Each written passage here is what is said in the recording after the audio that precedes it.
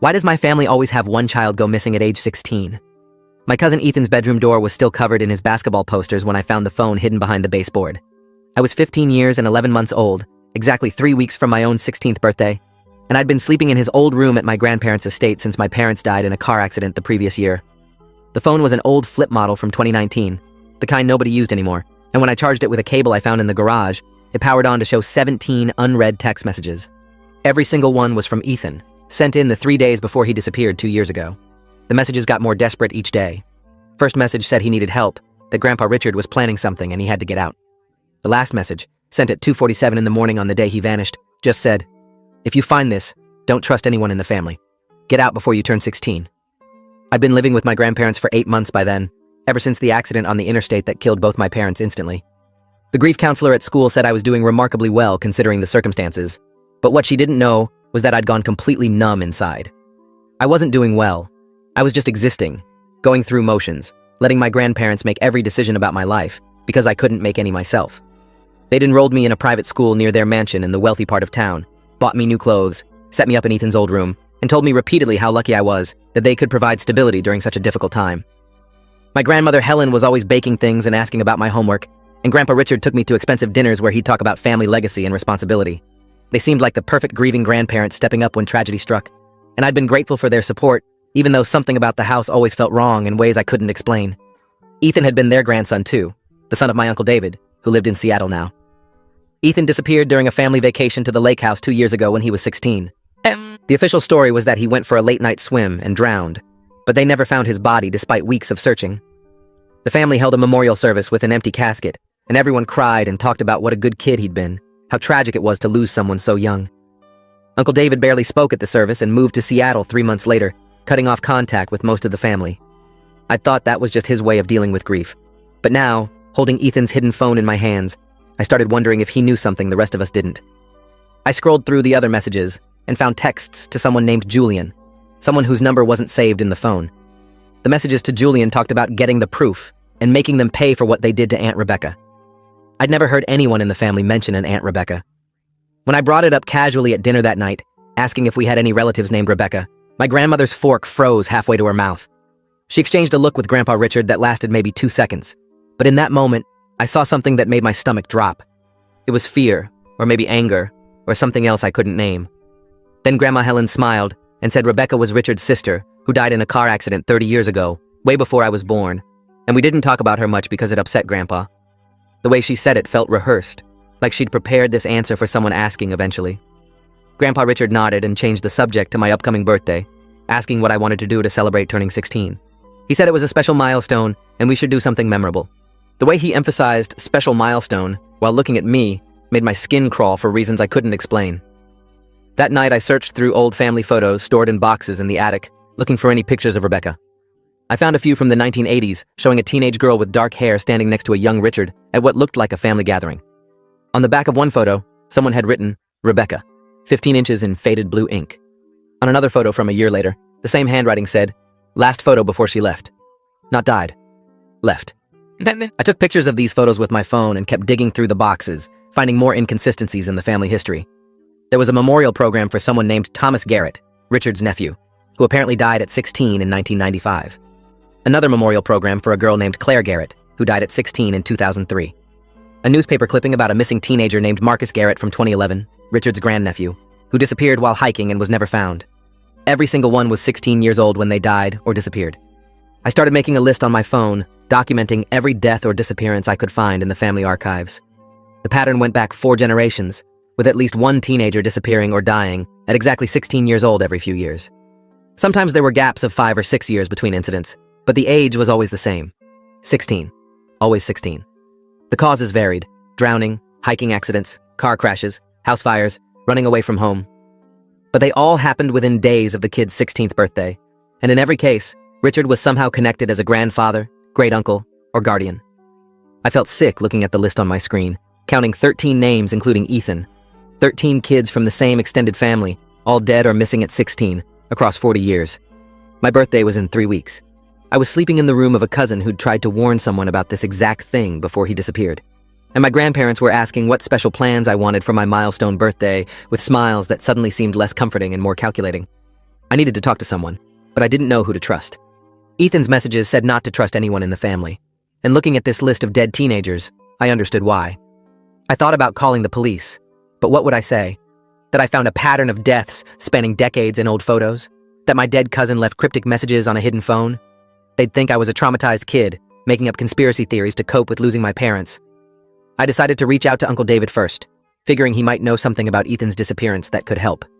I found his number in my grandmother's address book and called from a gas station payphone 2 miles from the house, using quarters I'd saved from my allowance. He answered on the 4th ring, and when I identified myself, there was a long pause before he spoke. His voice sounded rough, like he'd been drinking, and he asked why I was calling from a payphone. I told him I found Ethan's phone with messages about running away, and I needed to know what really happened at the lake house. He was quiet for so long I thought he'd hung up, but then he said, "Get out of that house, Owen. Tonight. Don't wait until your birthday. Pack a bag and leave right now." The urgency in his voice made my hands shake, and I asked where I should go. He said he'd wire money to a Western Union in my name, and I should take a bus to anywhere else. Just get away from Richard. Before I could ask more questions, he hung up. I stood at that payphone for 10 minutes, trying to process what just happened. Uncle David's reaction confirmed something was seriously wrong, but his advice to run felt impossible to follow. I was 15, about to turn 16, with no money and nowhere to go. If I ran away, social services would just return me to my legal guardians, which were my grandparents. I needed proof of whatever was happening before anyone would take me seriously, which meant I had to stay in the house and investigate while trying not to tip off Richard or Helen that I suspected anything. I walked back to the mansion, my mind racing through possibilities. Maybe there was a family cult. Maybe Richard was involved in trafficking. Maybe there was some inheritance scheme where he benefited from these deaths. I didn't know, but I had 3 weeks to figure it out before my own 16th birthday arrived. The next morning, I asked my grandmother if I could go through more family photos for a school project about genealogy. She seemed pleased by this and showed me to the library where more photo albums were stored in a locked cabinet. She unlocked it with a key from her pocket and told me to be careful with the older albums, since some were fragile. I spent the entire Saturday afternoon photographing pages from albums, focusing on any photos from the years when teenagers disappeared. I noticed something strange. In the months before each disappearance, there were always photos of the kid with Richard at some kind of special event.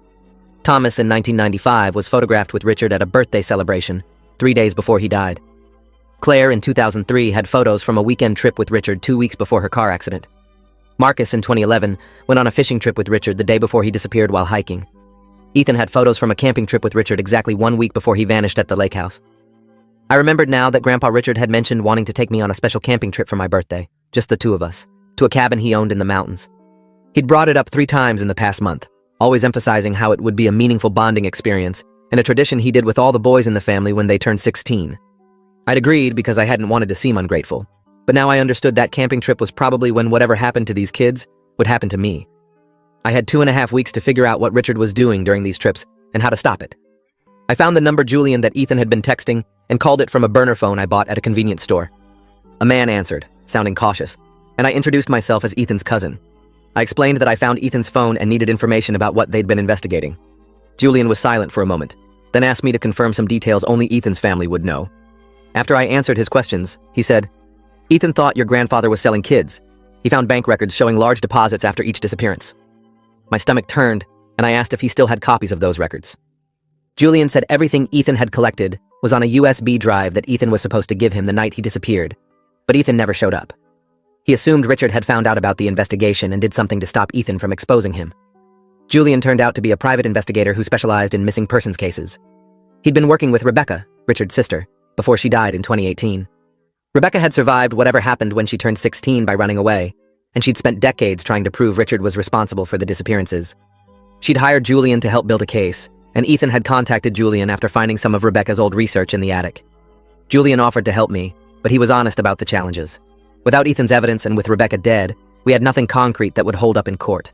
Everything I'd found so far was circumstantial, a pattern of deaths, suspicious timing, cryptic messages. We needed proof of what actually happened to these kids. We needed to find where Richard was taking them or what he was doing with them. I spent the next week playing the perfect grateful grandson while secretly documenting everything. I installed a recording app on my phone that ran in the background during conversations. I photographed documents I found in Richard's study when he was out. I made copies of his calendar and appointment books. I noticed he had a monthly meeting scheduled with someone named Leonard Voss at an address in the industrial district. When I looked up Leonard Voss online, I found nothing. No social media, no business records, no property ownership. The address on Richard's calendar was listed as a warehouse owned by a company called Garrett Holdings. which I discovered was a shell company Richard controlled. The same shell company had purchased property in 5 different states over the past 20 years, always in remote areas. Julian ran background checks on Leonard Voss and found that it was an alias used by a man named Leonard Cross, who had 2 prior arrests for human trafficking that were dismissed due to lack of evidence. Julian said this matched the pattern he and Rebecca had suspected. Richard was connected to a trafficking network that moved teenagers through various locations, probably selling them to buyers who wanted children with no paper trail. The kids who died in accidents were probably the ones who tried to fight back or escape. I felt physically sick thinking about what happened to Ethan, to all those kids in the photos, while their families held memorial services and mourned them as tragic accidents. We had 11 days until my birthday when Julian called with a plan. He had contacts in the FBI who specialized in human trafficking cases, and he'd spoken to an agent named Kelsey Moore who was interested in the pattern of disappearances. Agent Moore wanted to meet with me to hear what I'd found and see if there was enough evidence to open an investigation. Julian warned me that the FBI moved slowly and probably wouldn't be able to do anything before my birthday, which meant I needed to be prepared to either run or find a way to delay the camping trip Richard had planned. I agreed to meet Agent Moore at a coffee shop across town the next day after school. Agent Kelsey Moore was a woman in her 40s with a no-nonsense demeanor and a recording device she placed on the table between us. She had me walk through everything I'd discovered, and she took notes while I talked. When I showed her the photos of the pattern of deaths and the connection to Richard's camping trips, she said it was concerning, but not enough for a warrant. When I mentioned Leonard Voss and the warehouse, her expression changed. She said Leonard Cross was someone they'd been tracking for years in connection with a trafficking ring, but they'd never been able to build a case against him. If Richard was meeting with Cross regularly, that was a link they could potentially investigate. She asked if I'd be willing to wear a wire to my birthday camping trip to record anything Richard said that might be incriminating. The thought of going on that camping trip while wearing a wire made me want to throw up, but I understood it might be the only way to get proof. Agent Moore explained that I'd have a GPS tracker and a panic button, and they'd have agents positioned within minutes of the location at all times. She said if anything started to feel dangerous, I should activate the panic button immediately, and they'd come in. I asked what would happen if Richard checked me for wires or found the tracker, and she was honest that it was a risk. She said I didn't have to do this, that I could just refuse to go on the trip and let them investigate through other means. But without direct evidence of what Richard was doing, it could take years to build a case, years during which other kids might disappear. I had 8 days to decide when I found another piece of evidence that made the decision for me. In Richard's office, hidden in a locked drawer I managed to pick open with a paperclip, I found a ledger. The ledger had dates and amounts going back to 1992, all written in Richard's handwriting. Next to each date was a set of initials and a dollar amount. The amounts ranged from $50,000 to $200,000. When I compared the dates to the list of disappearances I'd compiled, they matched. Every single disappearance had a corresponding entry in the ledger within a week of the incident. Next to Ethan's initials, written in August 2 years ago, was the amount $125,000. My hands shook so badly I could barely take photos of the pages, but I documented every entry before carefully replacing the ledger exactly as I'd found it. I sent the photos to Agent Moore immediately, and she called me within an hour. She said this was exactly the kind of evidence they needed, showing a clear financial motive and a pattern spanning decades. She was starting the process of getting warrants for Richard's financial records and the warehouse, but she emphasized that these things took time, and there were no guarantees they'd have everything in place before my birthday. She strongly recommended I find a reason to avoid the camping trip, maybe claim I was sick or have a scheduling conflict. She said my safety was more important than gathering more evidence, and they could work with what we had, but I knew that wasn't enough. Ledgers could be explained away, handwriting could be disputed, and without proof of what actually happened to these kids, Richard might walk free on some technicality. I told Agent Moore I'd do it. I'd wear the wire and go on the camping trip and get Richard to say something incriminating on tape. She made me promise to activate the panic button at the first sign of danger, and she spent the next 2 days training me on how to naturally steer conversations toward topics we needed on record. She taught me what kinds of questions would be admissible in court and what would be considered entrapment. She explained that I needed to let Richard say things without me suggesting or leading him to conclusions. The wire itself was a small device that looked like a button on my flannel shirt, with a microphone so tiny I could barely see it. The GPS tracker was built into my watch, which looked like a normal sports watch I might wear camping. My birthday fell on a Friday. Richard had planned for us to leave Thursday night and spend 2 nights at his mountain cabin before returning Sunday morning. On Wednesday, Agent Moore positioned her team at various points along the route to the cabin, all of them ready to move within minutes if I activated the panic button. Julian drove by the house twice that day just to make sure I knew I wasn't alone in this. I packed my bag with camping gear, the wire hidden in my shirt pocket, and the watch strapped to my wrist.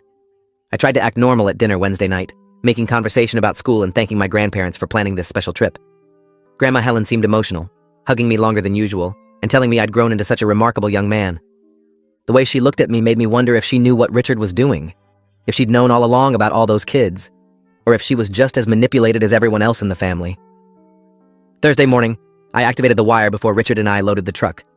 Agent Moore's voice came through the tiny earpiece I wore, barely audible, confirming they were receiving audio and tracking my location. Richard seemed relaxed as we drove north into the mountains, talking about the history of the cabin and how his father used to take him there when he was young. He said it was important for men in the family to have these traditions, places where they could connect away from the distractions of modern life. I asked if he'd brought Ethan here, and he said yes. They'd had a wonderful trip talking about Ethan's future and what he wanted to do with his life. The casual way he said it while knowing what happened to Ethan made my skin crawl. We arrived at the cabin around 3 in the afternoon. It was more isolated than I'd expected, at least 20 miles from the nearest town, surrounded by dense forest with no other buildings visible. Richard parked the truck, and we unloaded our gear, and he showed me around the property. There was the main cabin, a small shed for tools, and a root cellar dug into the hillside that he said was for storing food during longer stays. Something about the root cellar made me uneasy. The door was new, much newer than the rest of the cabin, and it had a deadbolt lock on the outside. Richard saw me looking at it and said he'd had problems with bears getting into the food storage, so he'd reinforced the door. The explanation sounded reasonable, but the size of the lock seemed excessive for keeping out animals. We spent the afternoon setting up camp and preparing dinner. Richard was talking more than usual, sharing stories about the family and asking about my plans for after high school. He wanted to know if I'd thought about college, what I wanted to study, whether I planned to stay local or go somewhere else. I gave vague answers while trying to steer the conversation toward the other kids he'd brought here. I mentioned that I'd been looking through old family photos and noticed he seemed to have a tradition of these birthday trips with lots of the teenagers in the family. He smiled and said yes, it was something he'd done for decades, a way of marking the transition from childhood to young adulthood. He said it was important to have these conversations one-on-one, away from parents and siblings, so the young person felt comfortable being honest about their goals and fears. After dinner, as the sun was setting, Richard suggested we take a walk through the woods. I hesitated, my hand moving instinctively toward the watch on my wrist, where the panic button was built in. Agent Moore's voice crackled softly in my earpiece, telling me they were tracking my movement and had agents within 3 miles. Richard noticed my hesitation and asked if something was wrong. I said I was just tired from the drive, and he suggested we postpone the walk until morning. We spent the evening by the fire, and Richard opened a bottle of expensive whiskey, pouring himself a glass and offering me one. I declined, saying I didn't drink, and he seemed pleased by this, commenting that I was mature for my age. Around 10 at night, Richard said he needed to check something in the root cellar before we turned in for the night. He took a flashlight and walked over to the cellar door, unlocking it with a key from his pocket. I watched from the cabin window as he descended into the cellar and stayed down there for almost 15 minutes. When he came back up, he was carrying something small that he put in his truck. I couldn't see what it was, but the way he looked around before placing it in the vehicle made it clear he didn't want me to notice. I waited until he was inside and using the bathroom, then quietly walked to the truck. In the back seat, covered with a tarp, was a metal briefcase with a combination lock. My hands shook as I took a photo of it before returning to the cabin. I barely slept that night, listening to Richard snoring from the other bed and running through scenarios in my mind. If he was planning to do something, when would it happen? Tomorrow during the walk through the woods? Was the root cellar involved somehow? I kept my hand near the watch, ready to press the panic button if anything felt immediately dangerous. Morning came and Richard made breakfast, talking cheerfully about the day ahead. He said there was a beautiful overlook about an hour's hike from the cabin that he wanted to show me, a place where you could see 3 mountain ranges at once. The way he described it sounded genuinely excited, like a grandfather sharing something meaningful with his grandson, and that somehow made everything more disturbing. How could someone sound so normal, so caring, while planning something evil? We started the hike around 9 in the morning. Richard led the way on a trail that was barely visible, clearly not well traveled by other hikers. He talked as we walked, asking me more questions about school, about my feelings since losing my parents, about whether I felt happy living with him and Helen. I gave careful answers, trying to sound natural while steering toward topics that might get him to reveal something. I mentioned feeling grateful for their support, but sometimes wondering about other family members who'd been through hard times. I brought up Rebecca, asking if he ever thought about his sister and what her life might have been like if she hadn't left. Richard stopped walking. His back was to me, and for a long moment he didn't move or speak. Then he turned around, and his expression had changed. The warm grandfather facade was gone, replaced by something cold and calculating. He asked how I knew about Rebecca. I said I'd found old photos in the attic and was just curious about family history. He studied my face, clearly trying to determine if I was lying. Then he said Rebecca was troubled, had run away because she couldn't handle the responsibilities that came with being part of the family. He said sometimes young people don't understand that sacrifice is necessary for the family's prosperity. The way he said sacrifice made my blood run cold. I asked what kind of sacrifice, trying to keep my voice steady. Richard turned and continued walking, talking over his shoulder. He said the family had maintained its wealth and position for generations through strategic decisions that sometimes required difficult choices. He said every family had its traditions, its ways of ensuring the next generation inherited something of value. He said I was smart enough to understand that privilege came with obligations. I was recording every word, but his statements were still vague enough that they could be interpreted multiple ways in court. I needed him to be more specific, to admit to something that couldn't be explained away. We reached the overlook, and it was as beautiful as he'd described, but I barely registered the view because Richard was pulling out his phone and making a call.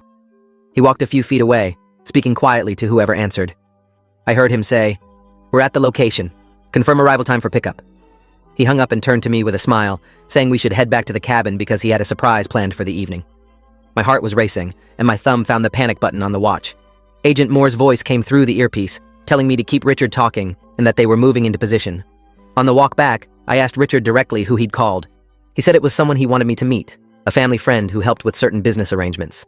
I asked what kind of business, and he stopped walking again. This time, when he looked at me, I saw recognition in his eyes. He knew that I knew something. He asked to see my watch, saying it looked like a nice model, and he was curious about the brand. My mind raced through options. If he found the GPS tracker, if he realized I was wired, I'd lose any chance of getting him to confess on tape. But if I refused to show him the watch, he'd know for certain something was wrong. I decided to activate the panic button. I pressed it once, holding for 3 seconds like Agent Moore had taught me. Then I took off the watch and handed it to Richard, saying it was just a basic sports watch I'd gotten for Christmas. He turned it over in his hands, examining it carefully. He was about to hand it back when his phone rang. He answered, and I heard someone on the other end speaking urgently. Richard's face darkened, and he ended the call. He looked at me and said, "The FBI is here, aren't they?" There was no point in lying anymore. I said yes, and that I knew what he'd been doing to those kids, that I had evidence of the trafficking and the money, that it was over. Richard laughed. Actually laughed. He said I had no idea what I'd just done, that the people he worked with didn't take kindly to interference. He said even if the FBI arrested him, there were others in the network who would ensure I never testified, that my life would be in danger from people far more ruthless than he could ever be. He said I'd made a mistake thinking this ended with him. But before he could say more, I heard voices shouting and saw FBI agents emerging from the woods. Agent Moore was in front, weapon drawn, calling for Richard to get on the ground. Richard's expression shifted from anger to resignation, and he raised his hands, dropping the watch. The next few hours were chaos. More agents arrived, securing the cabin and the root cellar. I watched as they brought up evidence from the cellar. Documents, hard drives, what looked like medical equipment. Agent Moore stayed with me while I gave my statement, explaining everything I'd found and recorded. She said the recordings were clear and admissible, that Richard had said enough on tape to support charges. When I asked what was in the root cellar, she said it appeared to be a temporary holding facility, a place where Richard kept kids before transferring them to whoever was buying them. They found evidence that multiple children had been held there over the years, including items that belonged to Ethan. Richard was arrested and charged with human trafficking, conspiracy, and multiple counts of kidnapping. Leonard Cross was arrested the same day at the warehouse in a coordinated raid.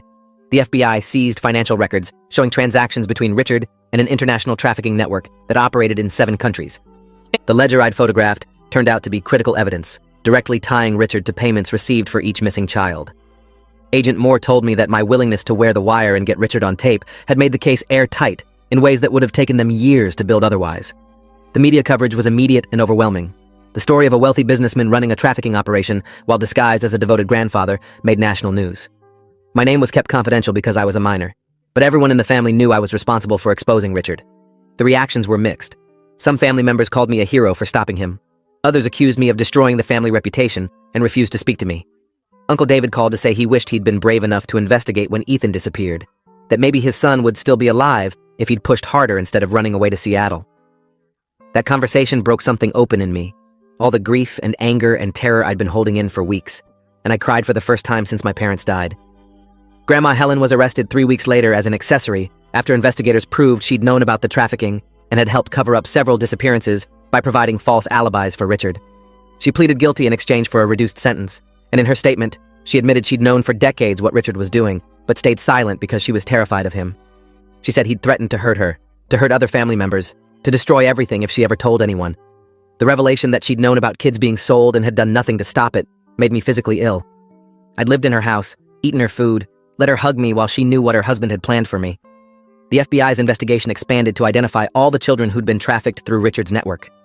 They found that 13 kids from our family had been sold over 40 years. 5 were confirmed dead. 3 were found alive in various locations, including a woman in Eastern Europe who'd been taken at 16 in 1996 and had survived by eventually escaping her captors. The other 5 remained missing, their fates unknown. Ethan's body was recovered from a wooded area near the cabin, buried in a shallow grave. He'd been killed the night he disappeared, probably when he tried to run or fought back against being taken. Uncle David flew back for the burial, and this time, there was a body in the casket. I testified at Richard's trial 6 months later. The courtroom was packed with media and family members and survivors from other trafficking cases. Richard sat at the defense table looking smaller than I remembered, no longer the imposing grandfather figure who'd controlled so many lives for so long. I told the jury everything I'd discovered, walking them through the pattern of disappearances and the evidence I'd collected.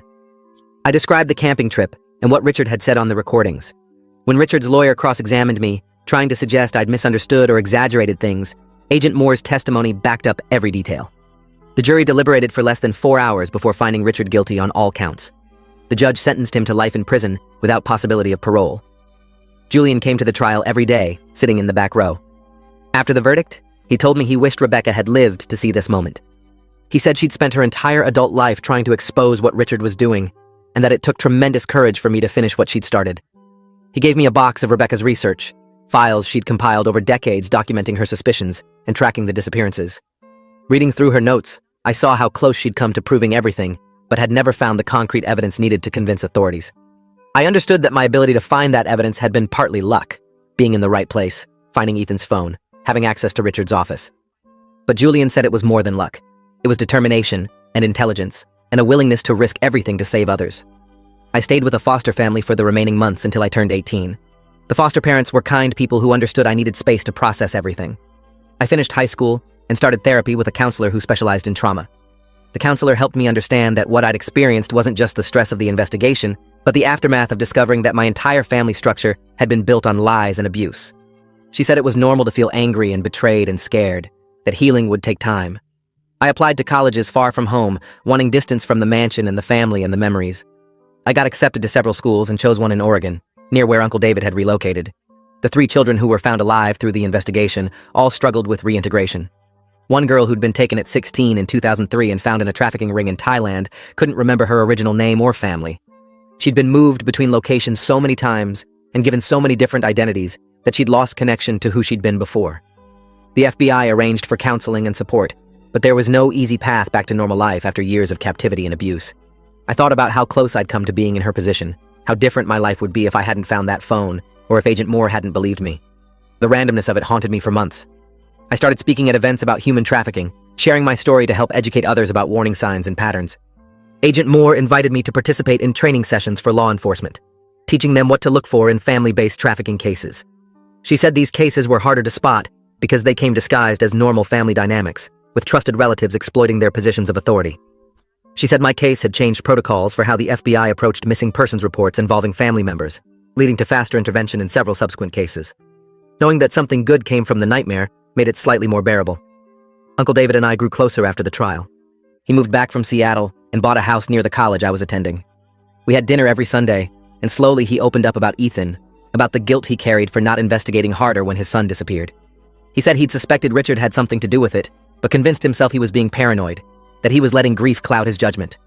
He said if he could go back, he'd have torn that cabin apart looking for answers instead of accepting the story about a drowning accident.